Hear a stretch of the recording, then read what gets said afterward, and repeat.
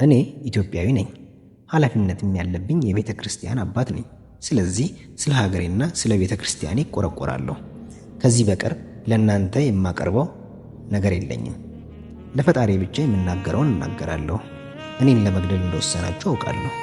ስለዚህ በእኔ ላይ የፈለጋችሁትን አድርጉ፣ ግን ተከታዮቼን አትንኩ። አረማዊ መንግስት ቤተ ክርስቲያንን ለማቃጠል፣ ህዝበ ክርስቲያንን ለመግደል፣ ሃይማኖትን ለማጥፋት፣ ታሪካችንን ለማበላሸት የመጣ ነው እንጂ በጎ ለመስራት፣ እውነተኛ ፍርድ ለመስጠት ስላልመጣ ለዚህ ለግፈኛ አትገዙ። ስለ ውድ ሀገራችሁ፣ ስለ ቀናች ሃይማኖታችሁ ተከላከሉ። ነፃነታችሁ ከሚረክስ ሙታችሁ ስማችሁ ቢቀደስ ታላቅ ዋጋ ያለው ክብር ታገኛላችሁ። የኢትዮጵያ ህዝብ ለዚህ ለጠላት እንዳይገዛ አውግዣለሁ። የኢትዮጵያ መሬት ጠላትን ብትቀበል የተረገመች ትሁን። በፈጣሪ በኢየሱስ ክርስቶስ ስም የተገዘተች ትሁን። ውድ የፕሮግራማችን ተከታታዮች እስካሁን ድረስ እያዳመጣችሁ ስለሆነ እናመሰግናለን። የምታዳምጡት ፕሮግራም ለሌሎችም እንዲደርስ ላይክ እና ሼር በማድረግ ለዘመድ ወዳጆቻችሁ አድርሱ። እናንተም ቢሆን ከዚህ በኋላ በዚህ ቻናል ላይ የሚቀርቡ የተለያዩ ፕሮግራሞቻችንን በወጡበት ጊዜ በቶሎ እንዲደርሷችሁ ሰብስክራይብ ማድረግና የደወል ምልክቷን መጫን አትርሱ። ኮሪየሬ ዴላ ሴራ የተባለው የጋዜጣ ወኪልና የምስራቅ አፍሪካ ዜና መዋዕል አዘጋጅ የነበረው ጃፓሌ የተባለ ጋዜጠኛ እንደ አውሮፓውያን አቆጣጠር ሰኔ 15 ቀን 1936 ዓ.ም አዲስ አበባ በነበረ ጊዜ በብፁዕነታቸው ላይ የተሰጠውን ፍርድና የተፈጸመውን ግድያ ባየውና በተመለከተው መንገድ እንደሚከተለው ጽፎ ነበር። ሐምሌ 22 ቀን 1928 አቡነ ጴጥሮስ ተይዘው ወደ ግራዚያኒ ቀረቡ።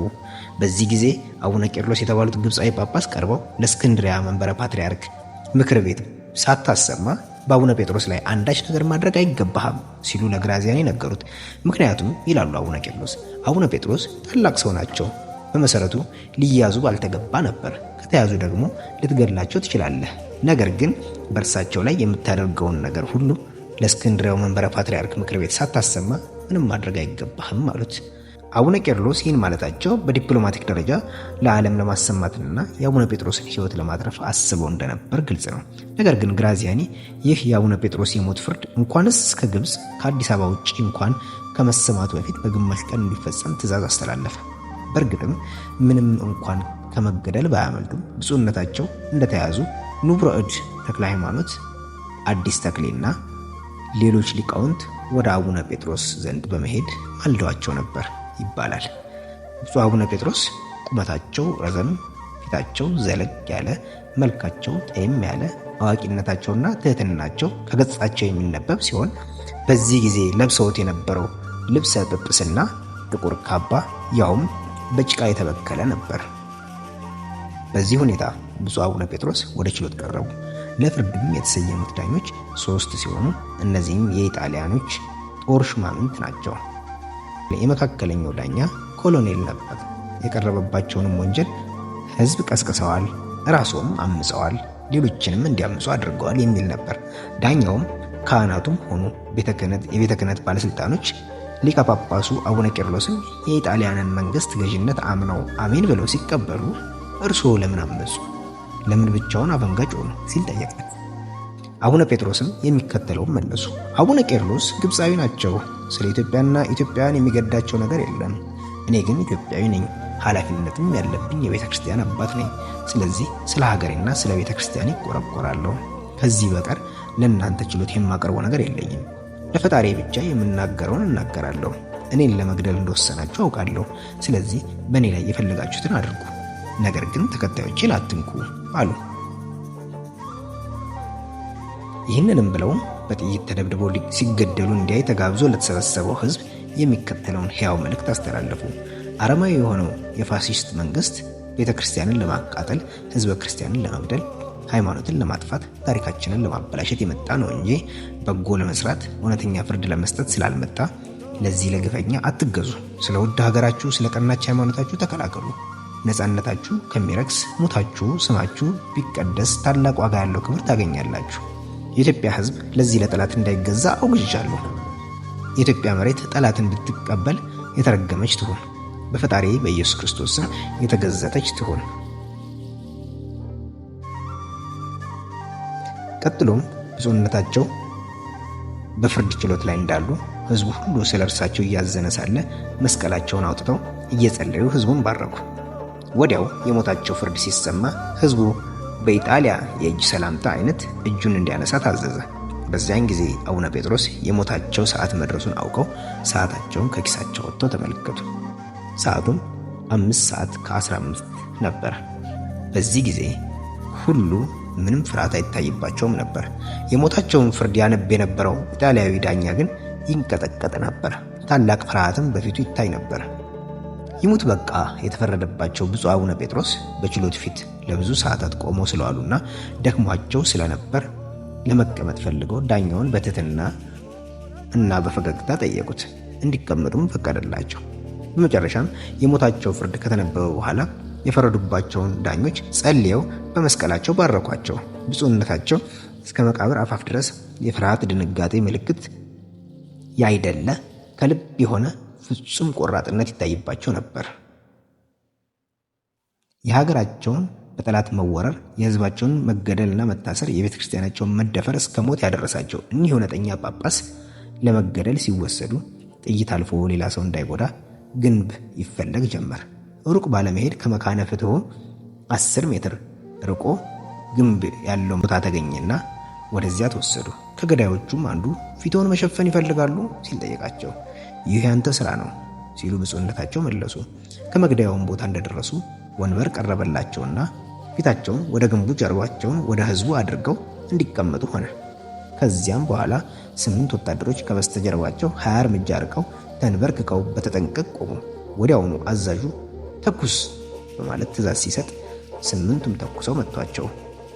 ግን በ8 ጥይት ሳይሞቱ ቀሩ። መሞታቸውንና አለመሞታቸውን ለማረጋገጥ ዶክተር ተጠራ።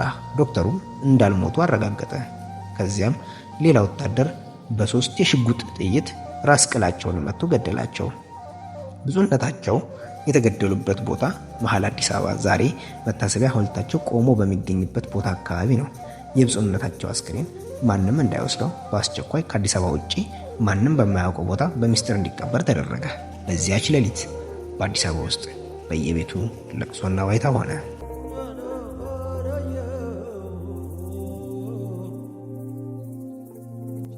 በተጨማሪም ደራሲና ጋዜጠኛ ጳውሎስ ኞኞ አቡነ ጴጥሮስ እንዴት ሞቱ ሲል ሙሴ ፓላይከን ጠይቋቸው እርሳቸውም የሚከተለውን ተናግረዋል።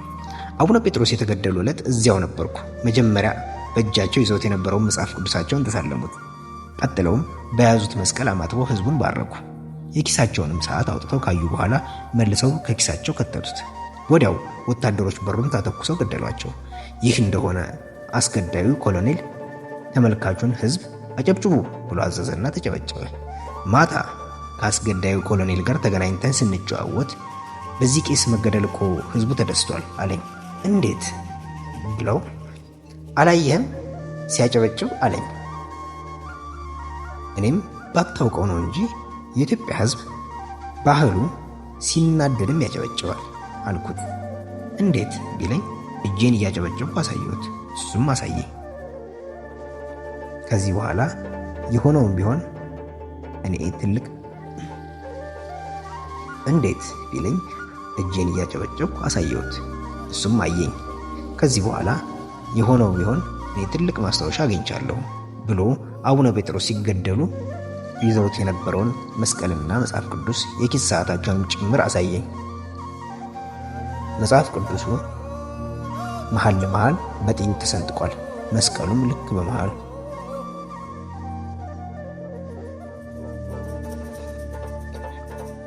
እንዴት ቢለኝ እጄን እያጨበጨብኩ አሳየሁት። እሱም አየኝ። ከዚህም በኋላ የሆነውም ቢሆን እኔ ትልቅ ማስታወሻ አግኝቻለሁ ብሎ አቡነ ጴጥሮስ ሲገደሉ ይዘውት የነበረውን መስቀልና መጽሐፍ ቅዱስ የኪስ ሰዓታቸውንም ጭምር አሳየኝ። መጽሐፍ ቅዱሱም መሃል ለመሃል በጥይት ተሰንጥቋል። መስቀሉም ልክ በመሃሉ ላይ ጥይት በስቶት ወጥቷል። የኪስ ሰዓታቸውም እንዳየሁት እንደዚሁ ጥይት በስቶታል ብለው ያዩትን መስክረዋል።